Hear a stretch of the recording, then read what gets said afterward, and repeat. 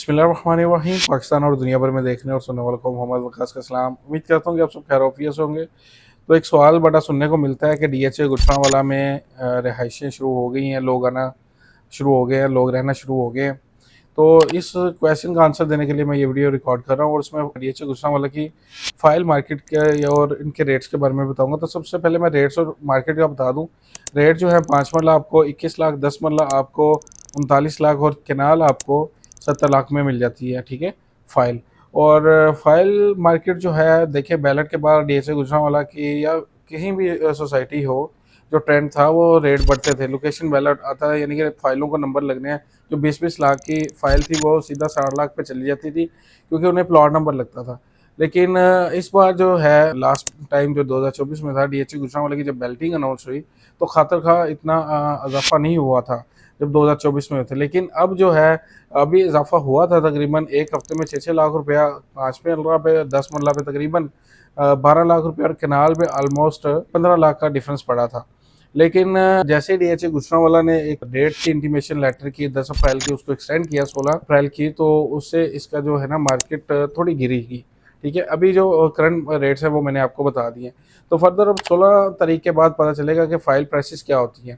ठीक है, फ़ाइल में रिस्क होता है ये, यानी कि जब आप बाय करते हैं इस टाइम पे, वो ये है कि अगर आपका नंबर लग जाता है तो फिर तो बहुत अच्छे रेट होंगे। ठीक है, उसमें टाइम थोड़ा लग सकता है, हो सकता है कि इंस्टेंट ही आपको उसका रिवार्ड मिले।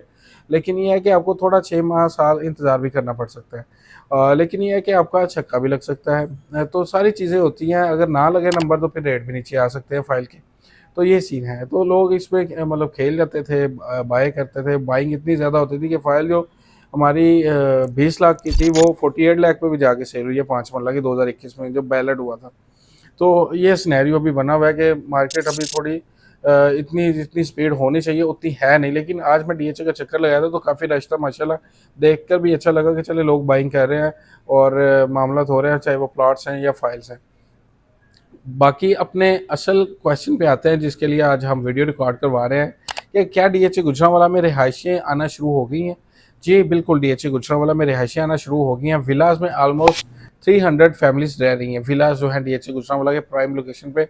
और वहाँ एक तो ये एक अच्छा पॉइंट है कि वहाँ मतलब सिक्योरिटी, मार्केट्स, पार्क्स, मस्जिद सारी अवेलेबल हैं।